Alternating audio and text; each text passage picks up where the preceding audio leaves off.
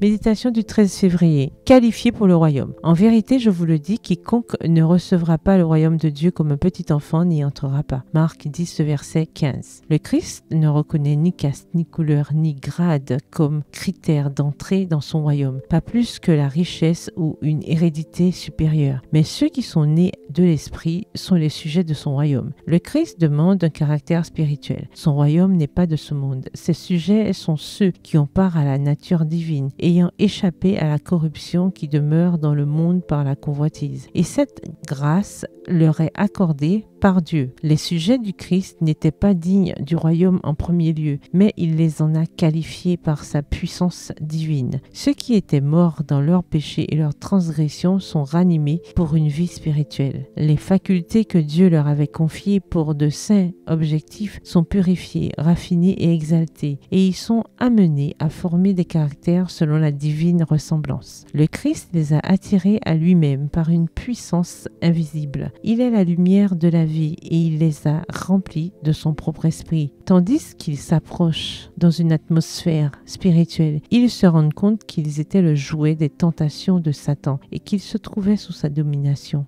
Mais ils ont brisé le joug des convoitises charnelles et refusé de rester les serviteurs du péché. Extrait tiré du livre « Vous recevrez une puissance » à la lecture du 1er février à la page 40. Ils s'aperçoivent qu'ils ont changé leur capitaine et qu'ils prennent leurs instructions de la bouche de Jésus. Comme un serviteur contemple son maître et comme une servante contemple sa maîtresse, ainsi ces âmes attirées par les liens de l'amour vers Christ ne cessent de contempler celui qui est l'auteur et le consommateur de leur foi. En contemplant Jésus, en obéissant à ses exigences, ils augmentent leur connaissance de Dieu et de Jésus-Christ qu'il a envoyé. Ainsi, ils se transforment progressivement à son image jusqu'à ce qu'ils se distinguent du monde et qu'à leur sujet on puisse écrire. Vous, au contraire, vous êtes une race élue, un sacerdoce royal, une nation sainte, un peuple racheté afin d'annoncer les vertus de celui qui vous a appelé des ténèbres à son admirable lumière. Vous qui autrefois n'étiez pas un peuple et qui, maintenant, êtes le peuple de Dieu. Vous qui n'aviez pas obtenu miséricorde et qui, maintenant, avez obtenu miséricorde. 1 Pierre 2, les versets 9 à 10. Extrait tiré du livre The Review and Herald, daté du 26 mars 1895. Bonne soirée, que l'Éternel vous bénisse.